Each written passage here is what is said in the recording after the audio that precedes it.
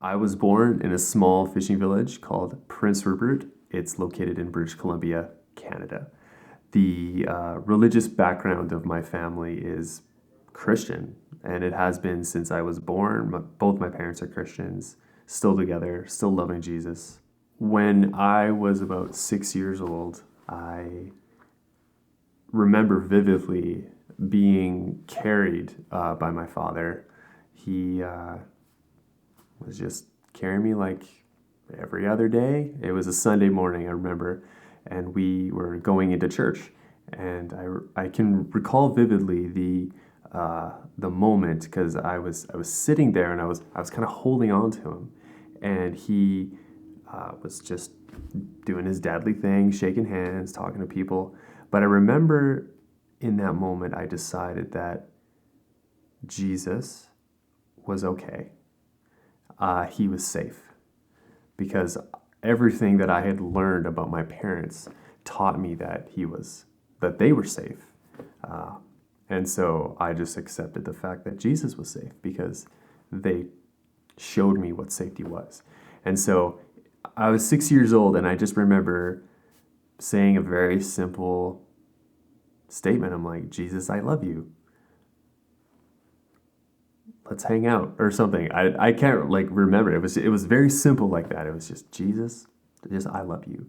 And I remember having this flash, and in my mind, I'm not sure if it was a vision or not. I was really young, maybe jacked up on crackers or something, but I recall seeing this wave of it was love, and it was like hearts and just this vibrancy, and it was coming at me, and I don't necessarily know if that was just what I ate that morning or if it was an actual vision of, but I remember just feeling so powerfully loved.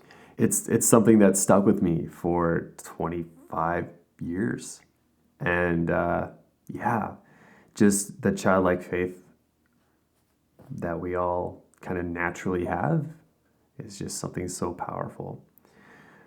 I can remember a time in my life where I ended up walking away from the Lord. I didn't really realize what it was at the time. I just kind of decided to do my own thing. It was um, about like preteen kind of area. I was about 12, 10, 12, somewhere like that. I ended up just kind of riding, I was doing the things that other kids my age did. We rode our bikes, we hung out at school, we collected baseball cards. I mean, we just kind of like threw rocks, built forts. We did our own thing. And I can remember in grade seven, there was this moment, and I went to a Christian camp up in the north area, and I remember being so radically touched by the Spirit of God. We were in a chapel one time, and the speaker was just like, Jesus loves you. And I was instantly transported back to that time when I was 6 years old and I was in my dad's arms. And I just felt this wave of it wasn't emotion, but it was this powerful presence. And I knew in that moment that I had to make a choice. And so, like every young kid at that age, we just ran to the front, and I'm down. My face is in the carpet, and my nose is just ground in it, and I'm crying, and there was this simplicity about my faith that I like to share with people, and I think it's so simple. Uh, all I said to God was like, "You and me, let's do this." And that was kind of like a rededication. And since then, it's just been this constant growing of faith. And the relationship has deepened. Yes, I've definitely found there's a lot more to God than I initially realized back when I was six and again in grade seven. Um, and I think that's very important. If we enter into a relationship when we find out the person that we're seeing is kind of one dimensional, it just gets really old really, really fast. So I fully love the journey. And let me just say, it never gets old.